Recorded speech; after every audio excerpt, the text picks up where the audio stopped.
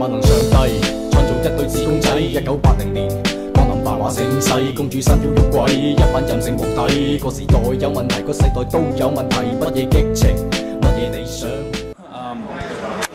Look at Chinese youth, and I'm half Chinese myself, so the question is try to find something that will capture Chinese youth now and really be able to contrast it against their parents' generation.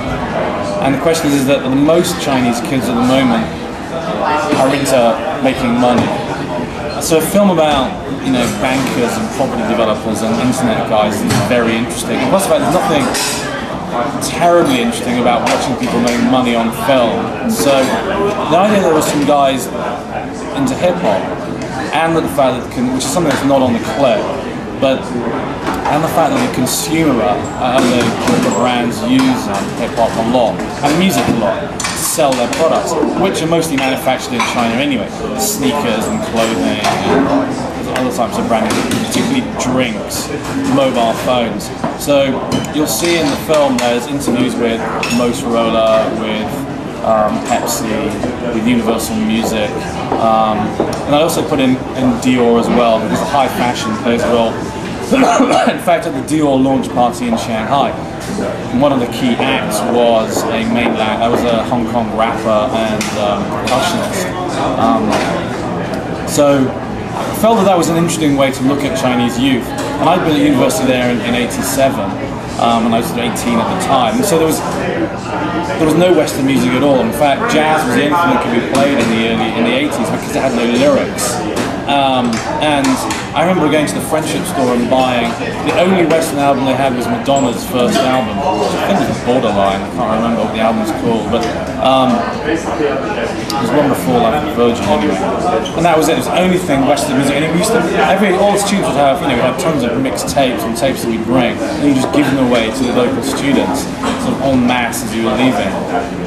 So the fact that you can, you know, 25 years later, well in my case, yeah, 20 years later, 10 years, 18 years later, I go and there are kids who really know their, not just music downloaded from the internet, but they know their vinyl, they're collecting vinyl. And you see that picture of the DJ, so just racks of vinyl, all ordered online. I mean, he used to live in Japan for a few years, so he did get a lot of stuff from there, but you know, knows expatriates who are leaving, so swapping and changing vinyl amongst his friends. And that, I think, is a really interesting way of looking at Chinese youth. 信仰對於呢一代已經完全抽象，嗰首國際歌已經冇人識唱，54精神已經塵封於零。 This to me is an interesting example because, I mean, black culture, I think, is not something that Chinese people took to very readily. I mean, it was enough taken to European culture, but I think Afro-American culture is so alien to Chinese people that for these guys to take it up, and there is something on the internet. It was in the film. There's one kid that we found who's speaking Mandarin. He just said, he goes like, I like to have lunch with black people, I like to dance with black people, I like to go out with black people, I love black people. And then he goes in English, on the outside I'm yellow, but inside I'm black. And that is wild. I mean, people, it's amusing, but I mean, I ran a business in China and I have relatives there. So the last 17 or 18 years, I spent 20 years now, spent going there. To see someone who's willing to say that kind of thing and to get into the culture, it's a massive step. And so we came across kids like this all over the place, and I think that to me is really important in trying to capture urban youth. And then there was the idea of discussing what I think are the essential dynamics of what's taking place in China at the moment. So, I mean, as I already said, international versus coastal.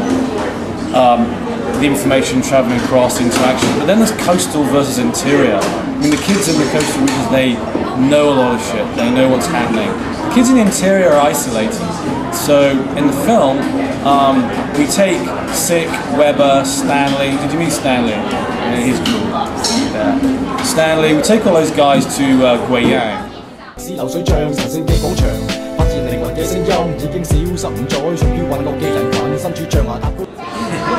The audience, I don't really know. I mean, it's to me mainly it's the youth.